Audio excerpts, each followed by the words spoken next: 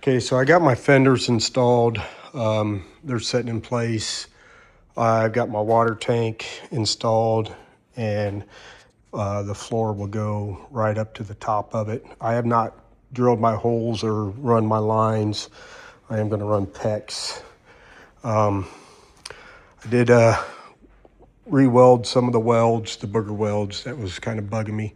And I put a bigger caster here in the front.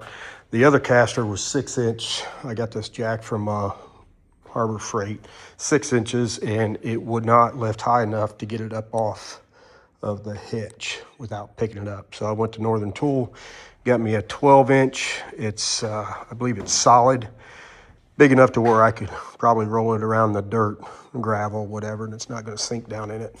But it's coming along. I got my rooftop tent in. I've got my 270 awning and my shower enclosure, my water heater, got all that stuff in. So I'll probably be working on that tomorrow, welding everything up for brackets. I think I'm gonna put the hot water heater facing right here because the shower is gonna be here, and then that way you can adjust your water temperature. And then I'm still gonna get a 2x4 bar and run it on the inside across here for support.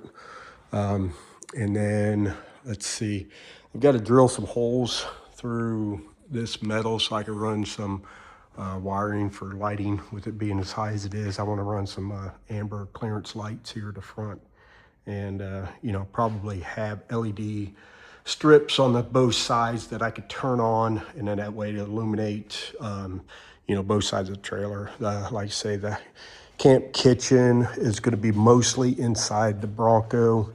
I'll have it swung open with the gate with my tailgate table with my griddle, but I also want to be able to use it on this side as well in case I am detached from the Bronco. And I can use this shelf as a table, my little kitchen or whatever, grill on top of it, and that way put the lights up on top. That way if I'm grilling at night, I could have some illumination. And I don't think I'm going to do indoor outdoor carpet. I think what I'm going to do is get some plywood. I'm going to shave these boards down about 9/16 of an inch and get 1/2 inch plywood.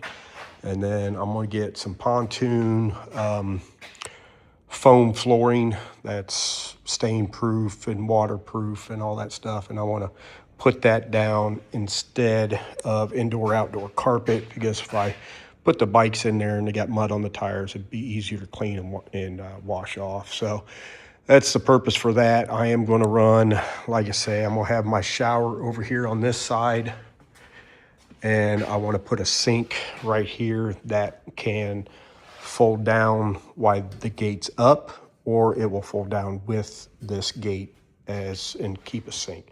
That way, if you're in the bathroom, you want to wash up or whatever, you know, you just have to pull down the sink and brush your teeth, whatever you're going to do. And then, so I'll have it set up to where one sink here, one sink on the other side, plus the shower, and maybe a fourth one down here below for just a regular water hose, maybe wash off the bikes or something like that, or feet, whatever, you know. But yeah, it's coming along. I want to put a couple more bracing on these fenders. They're the biggest fenders I could find. These tires are 33-inch. And I wanted to make sure that I had plenty of clearance. These fenders are 36-inch. There is a little bit of a poke sticking out. I don't think that's going to be that big of a deal.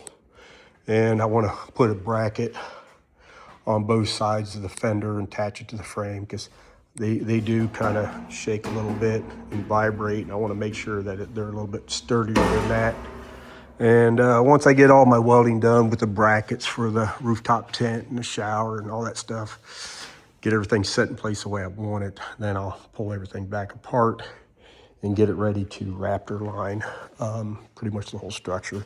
And these bolts here, the threaded part, I'll get some caps and put over stuff like that. That way, you know, you're not busting your knees or hitting your noggin on it or whatever, grandkids in there playing, wrestling around, you know, get something on it to where, you know, it's not going to affect them any. But yeah, like I say, it's still a work in progress. I didn't really get to work on it that much last week. Maybe only worked about 6 hours on getting these fenders done and cleaning up some of these welds. And I still got a lot more welding to do. I want to get all my metal work done, hopefully this weekend. And, you know, that way maybe I can just start kind of drilling my holes for the wiring and getting the lights and everything like that set up. So, but yeah, I just want to kind of give a quick little update. Like I say, I haven't really done too much with it in the last couple of weeks. It's like everything else. I got that truck back there. It's waiting on a engine. My cousin's had the engine for almost a year now. I called him up and say, hey, this truck's in my way. It's occupying my lift. I need to use my lift.